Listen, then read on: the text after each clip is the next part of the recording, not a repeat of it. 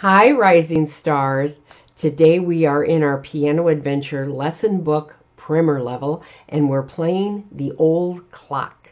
Now, this is a song where you're just using your second and third fingers on a group of 2 black keys. So this song is just beat, beat, beat, beat, beat, beat, beat, beat. That's it. As far as our rhythm pattern goes, it's all beats.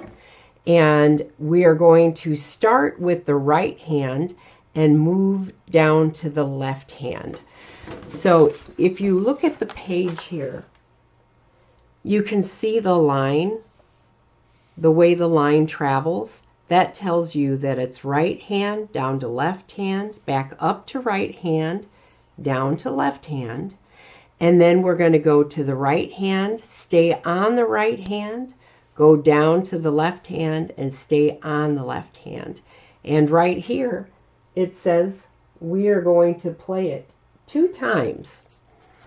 So let's give this a whirl. So we've got our 2 black keys. 3 and 2, we're playing it together. Here we go. 1, 2, ready, go.